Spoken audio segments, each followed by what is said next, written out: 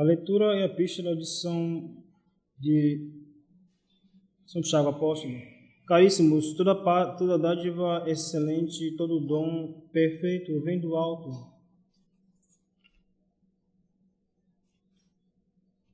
descendo do Pai das luzes, no qual não há mudança, nem sombra de vicissitude. De livre vontade ele nos gerou pela palavra da verdade, para que sejamos como que primícias de suas criaturas. Vós o sabeis, irmãos meus diletíssimos, assim seja todo homem pronto para ouvir, ponderado para falar e custoso para enraivecer. Porque a ira do homem não opera o que seja justo diante de Deus. Pelo que rejeitai toda impureza e excesso de malícia, e receber com docilidade a palavra em vós implantada, que pode salvar as vossas almas. O Evangelho é a sequência do Evangelho segundo São João, capítulo 16, 5 a 14. Naquele tempo, disse Jesus aos seus discípulos: Eu vou àquele que me enviou, e nenhum de vós me pergunta: para onde ides? Mas por que vos disse essas coisas, e vosso coração se encheu de tristeza? Digo-vos, porém, a verdade: é bom para vós que eu vá, porque se eu não for, não virá a vós o Consolador. Mas se eu for, eu vos enviarei. E quando ele vier, convencerá o mundo que existe o pecado, a justiça e o juízo. Quanto ao pecado, porque não creram em mim. Quanto à justiça, porque vou ao Pai e já não me vereis. E também quanto ao juízo, porque o príncipe deste mundo já foi julgado. Ainda tenho muitas coisas a dizer-vos, mas agora ainda não as podeis compreender. Quando vier, porém, aquele Espírito de verdade, ensinar-vos-á toda a verdade, mas dirá tudo o que tiver ouvido e vos anunciará as coisas que hão de vir. Ele me glorificará, porque receberá do que é meu e vos anunciará. Pode ser fácil.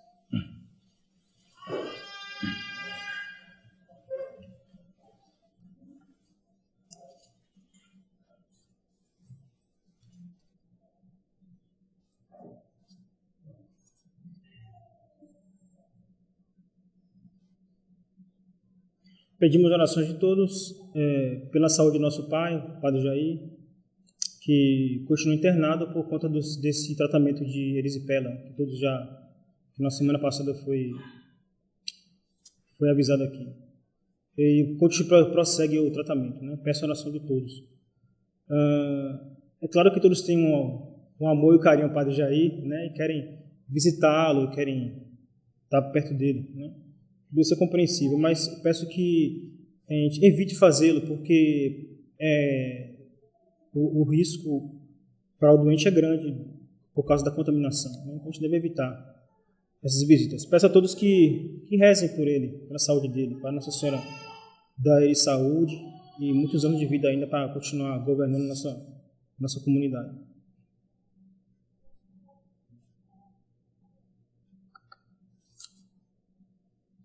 Antes de prosseguir, da gente começar a tratar da leitura e do Evangelho,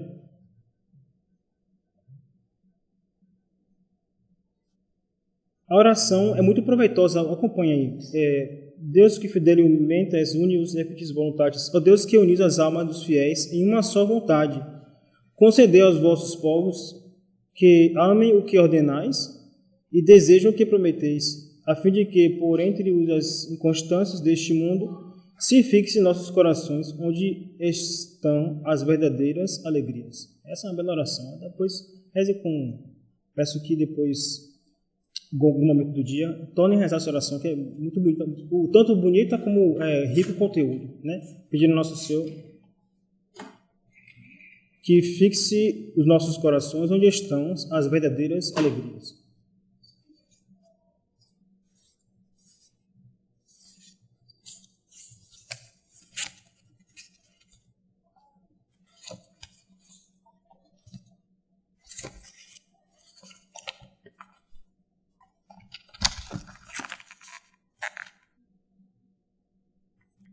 A epístola basicamente está dividida em duas partes.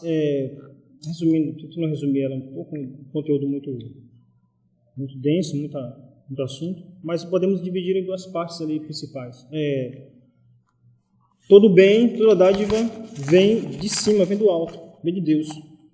Todo o mal vem do demônio e do espírito das trevas. É isso que São Tiago diz ali, né, logo no começo da epístola. Todo bem, toda dádiva vem de cima, vem de Deus. Tudo que é bom vem de Deus. Todo mal vem do demônio. Fácil de compreender isso, né? Mas na prática vai cobrar de nós um comportamento. Se tudo bem vem de Deus, então vamos buscar aquilo que vem de cima do alto. Nós vamos buscar as coisas do alto, não as coisas da terra. Então, é preciso buscar o que vem do alto, o que vem de Deus, certo? E todo mal vem do demônio. É preciso então fugir do mal. Buscar o bem, fugir do mal. Eis aí um programa de vida. Amanhã, segunda-feira, todos retornam para os seus trabalhos, seus afazeres, né? As mães de família, os pais de família, os que trabalham na empresa, na indústria, no comércio, os que têm trabalhos, as senhoras que têm seus cuidados caseiros, né? As mães de família. Então, procurar as coisas do alto, procurar o que vem de cima, o que vem de Deus, e fugir do mal, fugir do demônio. A outra parte interessante da epístola, São Tiago fala uma coisa que bem precisa, né? Ele fala assim que pronto para escutar e tardio para falar, porque a justiça do ser humano não faz a justiça divina, não.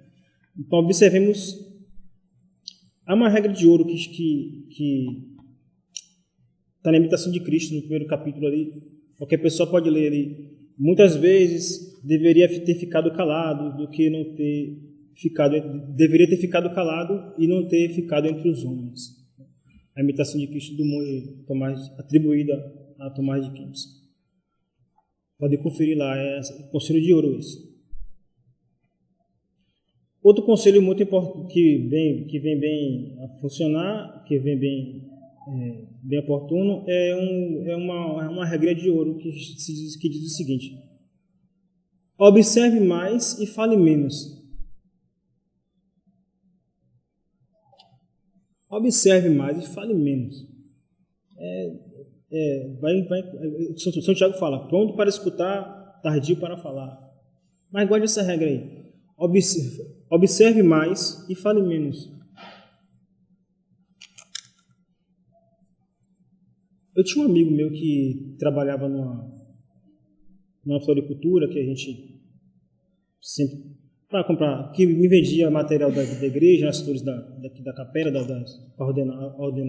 para adornar as cerimônias, e numa ocasião eu dei a ele uma medalha milagrosa. Mas as colegas dele de trabalho disseram que ele não, padre, não deu medalha a ele não, que ele é ateu, esse homem não acredita em nada, e começaram a falar mal dele, né? E se queixaram disso, que ele é ateu, que ele não crê em nada, que ele é um ninguém lá, de religião. Mas eu já tinha dado a medalha, ia fazer mais o quê? Já tinha dado, eu não ia tomar a medalha.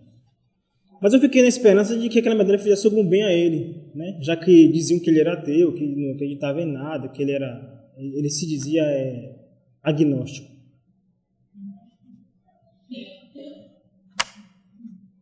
Eu dei a medalha. Depois ele foi embora para São Paulo, foi trabalhar em São Paulo, abriu a empresa dele e foi trabalhar em São Paulo. Eu não tenho muitos anos que eu não vejo.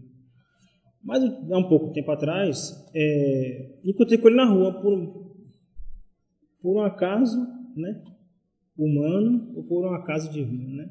Aí ele encontrei com ele e ele disse assim, eu não tinha visto, ele passou por mim, me chamou, padre, lembra de mim e tal, tudo bom, aí você está em São Paulo, estou em São Paulo, abri uma empresa, tudo bem lá, certo? Aí como está você, sua família e tal, tudo bem. E ele, na mesma hora no que ele, logo que ele se apresentou, falou sobre a família, sobre o trabalho, ele puxou da camisa dele uma corrente e mostrou uma parte daquela medalha que o senhor me deu. Eu não vou a lugar nenhum sem essa medalha.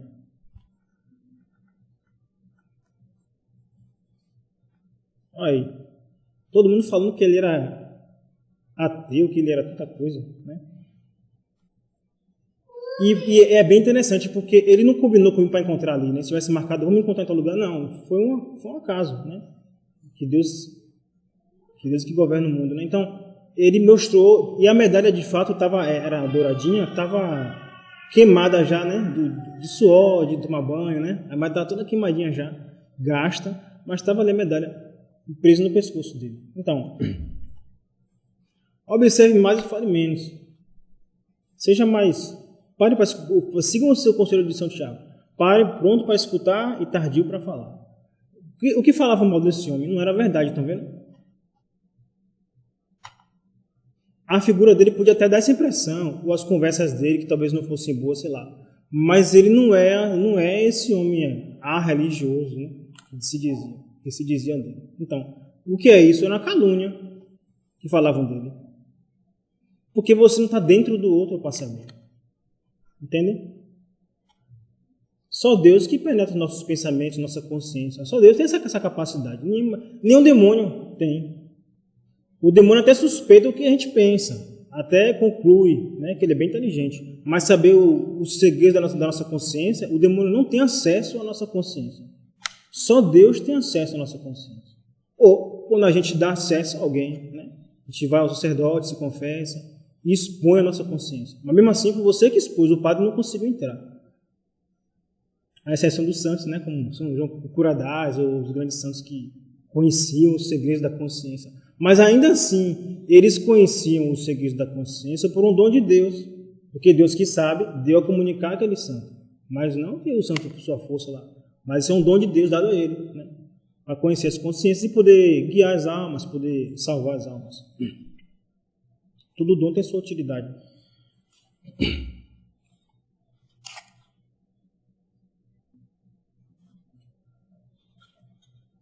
O Evangelho de São João.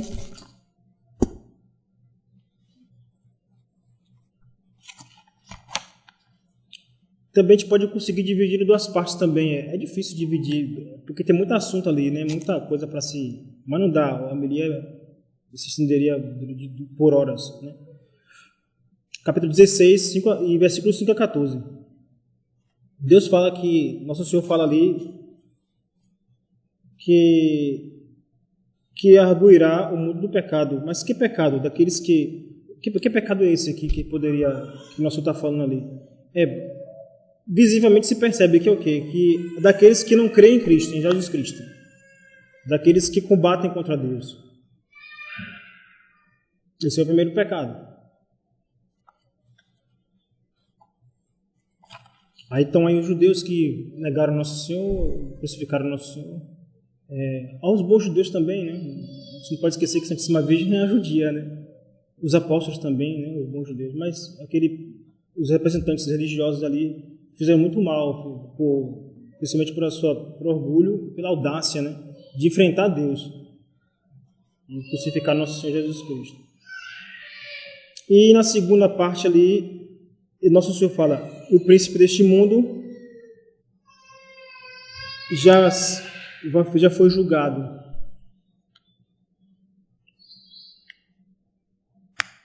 O príncipe deste mundo que é o demônio, né? E com os seus satélites, com os meios de comunicação que fazem mal, que às vezes fazem bem, se bem usados, mas fazem mais estrago do que benefício. Os prazeres do mundo, aí lembrando aí o mundo, o demônio, a carne, esses que são satélites de Satanás, que trabalham por destruir, né, por conduzir as almas ao inferno. Então, Nosso Senhor fala que o príncipe deste mundo já foi julgado.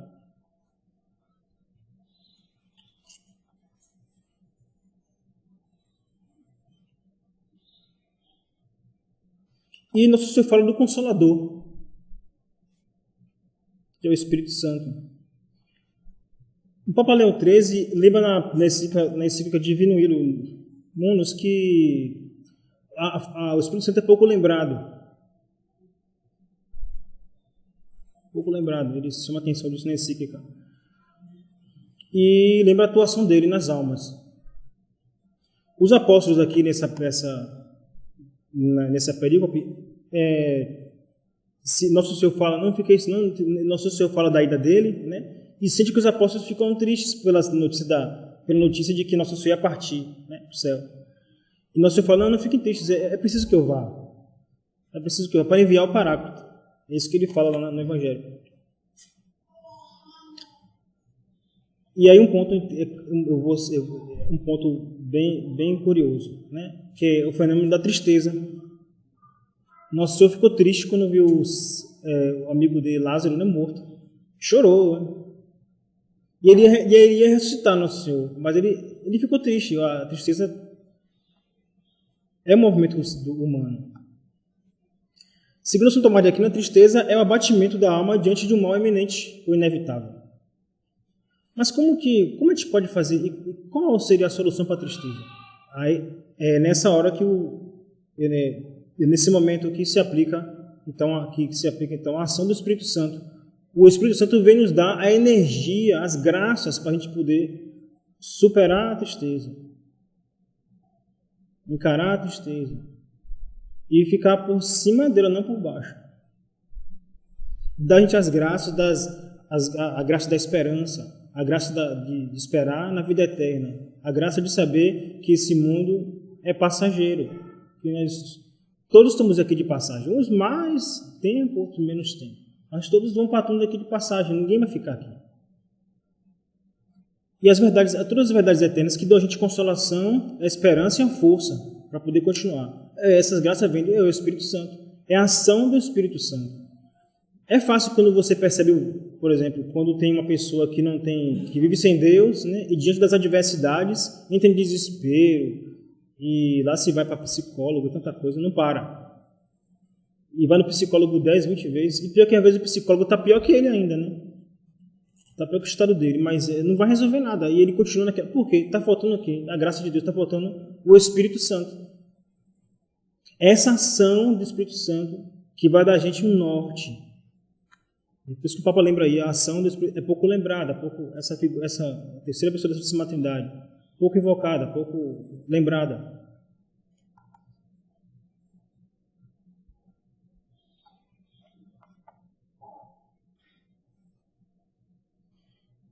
Vemos também aqui a ação da Igreja Católica, o Espírito Santo ali no cenáculo, né? Aparece para os apóstolos como o sinal, né? Se via ali as línguas de fogo que caía em cada apóstolo, né? Sinal ali do Espírito Santo que chega para os apóstolos, que é a Igreja Católica que está começando, né, a sua ação no mundo. Eu não pude deixar de lembrar aqui uma frase de Schuster, que é muito importante. A pregação e os milagres dos apóstolos e seus sucessores e a prodigiosa difusão constante conservação da Igreja Católica serão uma prova tão palpável da divindade do cristianismo que a incredulidade não terá desculpa. Isso vem agora encaixar com o texto que Nosso Senhor fala que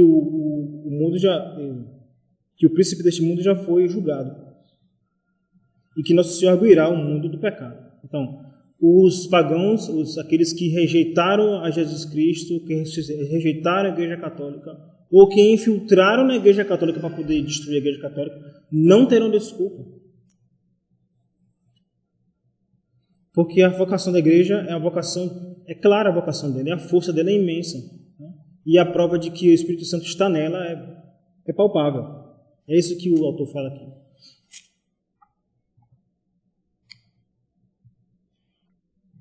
Eu gostaria de concluir nossa meditação do Evangelho lembrando um ponto, eu vou me dedicar agora a um ponto importante. Nosso Senhor fala do príncipe deste mundo que foi julgado, né? E agora é hora de a gente lembrar das máximas do mundo, né? E dos nossos principais inimigos, que são o mundo, o demônio e a carne.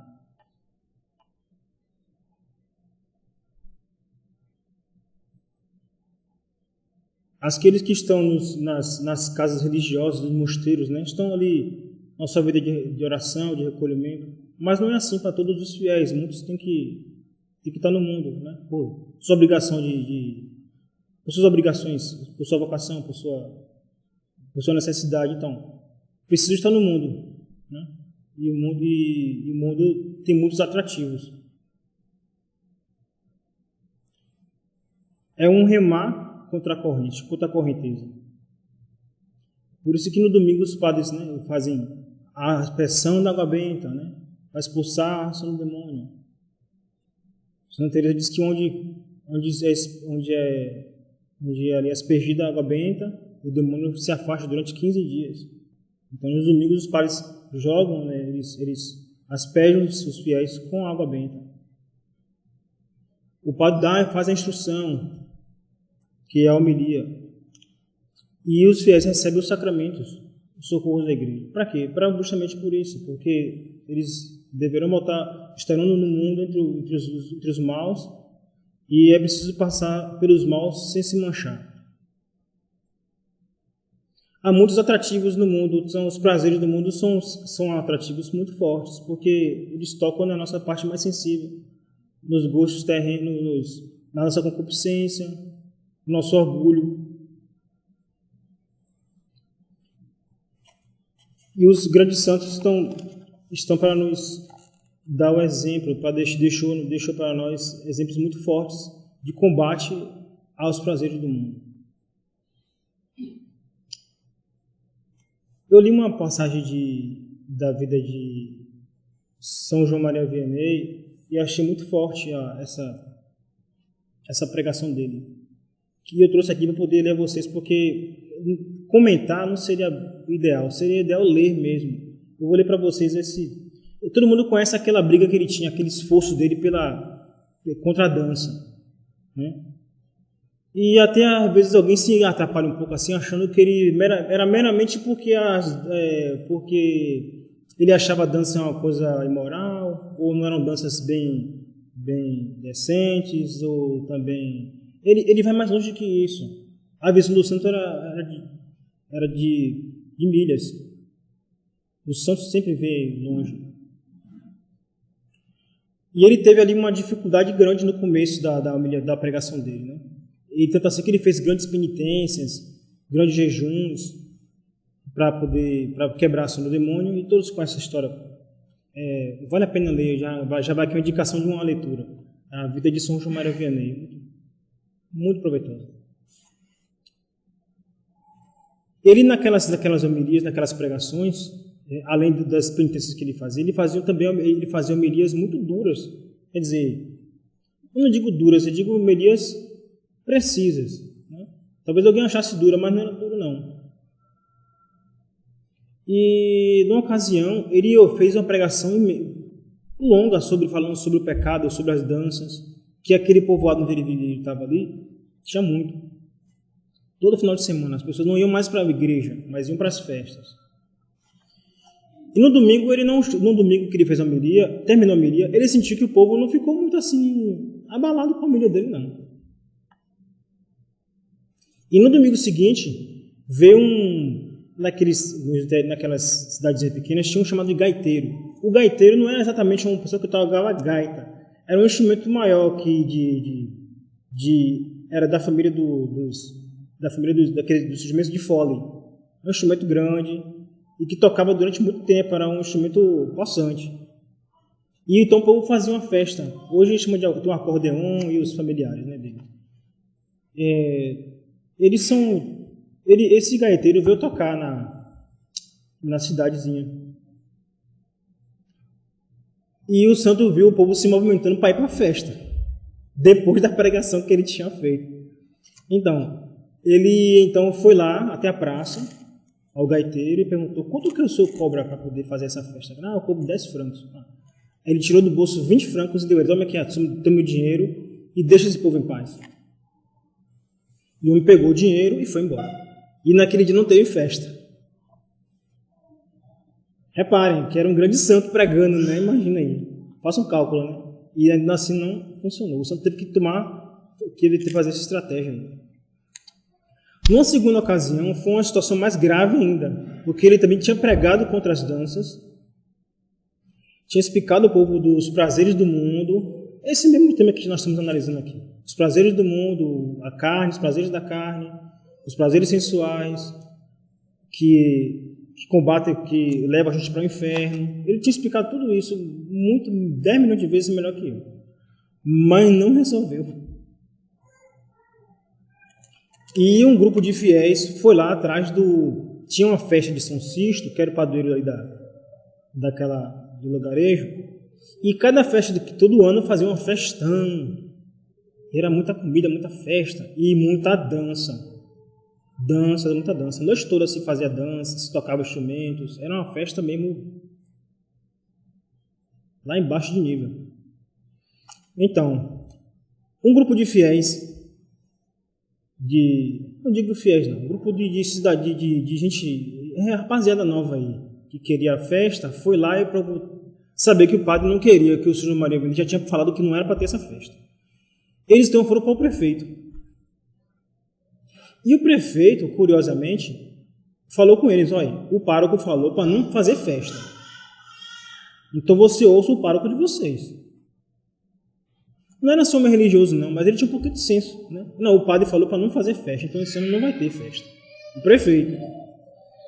Mas esse grupo de jovens ansiosos da festa é porque também a festa dava um dinheiro, dava um lucro, né? Tinha uma intenção também de mercado, né? Ganhar dinheiro.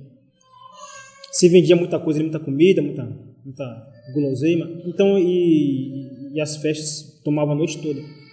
Então eles foram ao subprefeito e conseguiram um documento para poder fazer a festa. Dessa vez foi bem interessante. Eles armaram o palanque, prepararam tudo para a festa. E no cair da noite começaram a trazer os instrumentos e a tocar, mas o povo não teve coragem de ir. O povo não foi.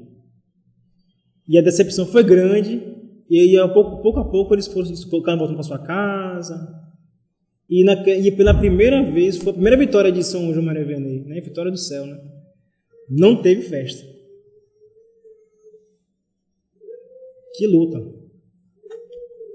Essa homilia eu vou trouxer aqui para vocês. Eu vou ler o texto, porque vale a pena ver o texto do santo e não comentar. Mas ler. É o que eu quero ir falar.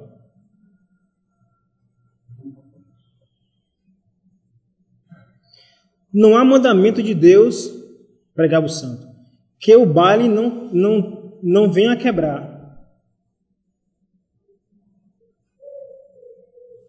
Algumas mães dizem, eu vigio minhas filhas, mas vós vigiais somente os seus vestidos e os seus adornos, mas não podeis velar os seus corações.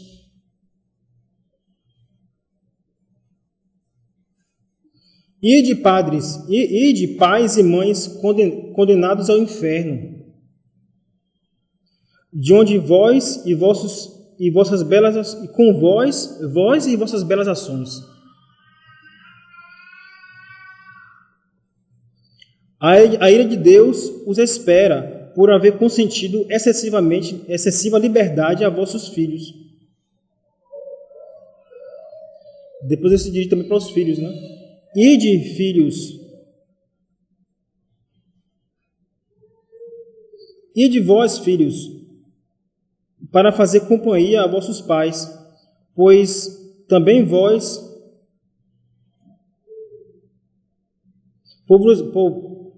ide vós, filhos, para fazê-los companhia, e aqueles que vos ensinaram o caminho.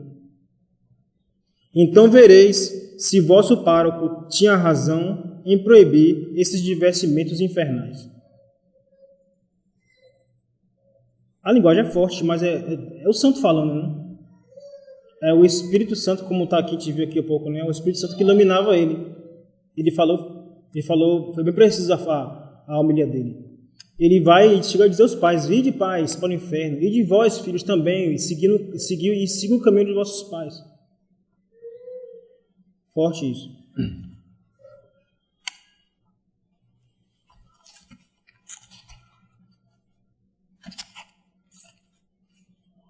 O resultado todos conhecem, né? A vila de Ars, né? Tomou outro aspecto. Surgiram as vocações religiosas, bons sacerdotes, bons padres, boas mães de família também, bons solteiros também. Tem uns solteiros que vivem na graça de Deus e procuram viver o dia do Nosso Senhor, vivem bem também. E os frutos são imensos. Até hoje se fala daquele homem de um pároco de uma aldeiazinha lá na França, que o mundo todo ia atrás dele para consultar, para poder se confessar com ele. em nome de Deus. Mas observe que ele passou boa parte da vida dele, observe, pregando contra os prazeres, contra as máximas do mundo. E ele pregava contra o quê? Contra ali as danças, porque eram causas de destruição das famílias, causa de destruição dos jovens, porque naquilo ali se desencadeava uma série de desordens. E como o santo dizia, né? Todos os mandamentos de Deus eram quebrados naquelas festas. E o móvel era o quê? A concupiscência e os desejos do mundo, dos prazeres do mundo. Por isso que ele batia tanto nessa tecla. E funcionou. Observe que quando os fiéis começaram a deixar as festas, deixar os prazeres do mundo, aí São Bernardo lembra, né? São Bernardo lembra que na hora da conversão, a gente sente um constrangimento, né? Porque a gente tem que deixar as coisas que a gente gostava de fazer, né? E que a gente até achava que ainda não era errado, né? E que às vezes não são tão erradas assim, mas levam a gente para o mal, né? Aparentemente não são tão erradas, mas levam a gente para o mal. Levam sim. Os pecados veniais não levam ao inferno, verdade. Mas eles pouco a pouco vão levando a gente para o pecado mortal. Entendem? Esse é o perigo. Então, São Bernardo lembra que na hora da conversão tem que deixar os prazeres, tem que deixar as coisas que a gente gosta, as coisas que a gente tem que cortar. Vai custar. Mas pouco a pouco o Espírito Santo vai guiando a gente e vamos começando a criar gosto pelas coisas eternas.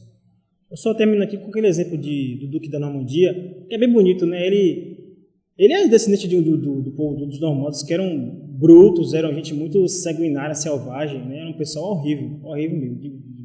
Vinham da Dinamarca e faziam uma destruição ali. Invadiram a França várias vezes, foi horrível. Então, assim, esse pessoal se converteu. Que nem aquele rapaz que eu contei vocês da medalha milagrosa, né? Olha lá. Esses homens brutos, horríveis, se converteram à Igreja Católica. E o fruto belo é a história da morte dele. Ele morre e quando ele descobre ele foi morto covardemente pelos seus inimigos, né? E quando o pessoal os servos dele vão lá pegar o cadáver dele, tá lá uma chavezinha presa na roupa dele. E ninguém sabia o que tinha do da Normandia, guardava. Aquela chavinha era para quê? No cavalo dele tinha um cofre. Aí experimentaram a chave no cofre no cofrezinho do cavalo. Tinha uma caixinha assim presa no lado do cavalo. Aí abriram lá, a chave funcionou. Quando tirou de dentro, tinha dentro lá o quê? Uma roupa completa de um monge. O hábito com o capuzinho, tudo completo. Era o sonho dele um dia ser monge e entregar e passar o governo para o filho dele. As belas histórias da igreja, né? Como é que esses homens viraram, né? De brutos que eram, viraram grandes santos. Assim, a gente fica com essa esperança no coração. A gente pode, de brutos que somos, né? De tanta coisa errada. No começo a gente viu lá, a gente fala mal do outro, observa o outro. Para de falar mal do outro. Observe mais e fale menos. Ouça mais e fale menos. Porque às vezes aquilo que você acha que é defeito do outro, pode não ser. Tá mais fácil, o único defeito que tem é o seu, de ficar observando o outro. Isso sim, pode ser. Mas aquilo que você acha que o outro está fazendo, pode não ser. Pode não ser errado. Pode ser que ele está fazendo por boa intenção. Ninguém sabe. Deixa que Deus cuide da consciência dele. Né? Cabe a nós a oração. É um fator decisivo de conversão, a oração. A gente está unido ao nosso Senhor. Recomendo a todos que façam, eu já falei aqui outras vezes, vão lá na capela, nosso Senhor está ali. O domingo é o dia do Senhor, né? Eu sei que às vezes tem gente que precisa ir embora logo por alguma questão, transporte, não sei. Mas peço que todos façam esse esforço. Eu vou lá falar com o nosso Senhor, fica ali 15 minutos, que seja. E pede ao nosso Senhor as graças que a gente precisa, né? Pode pedir o que quiser. Nosso Senhor fala, pedir e recebereis. Pode o que quiser. Mas peço essa graça que é importante. A graça de se conhecer, a graça de a gente amar nosso Senhor. Peço ao nosso Senhor também que conserte na gente as coisas que precisam ser consertadas, né? Porque a gente sozinho não vai ter força, mas nosso Senhor, o Espírito Consolador, né, que nosso Senhor fala aqui no Evangelho, pode consertar sim. Encerra com aquela oração de Santa Margarida Maria Lacoque. Tende piedade de mim, Senhor, segundo a vossa grande misericórdia. Todos conhecem essa oração, né? E fazer de mim, em mim e para mim tudo o que quiserdes, porque eu me abandono a vós, com a plena e inteira confiança de que nunca me abandonareis. Em nome do Pai, do Filho e do Espírito Santo. Amém.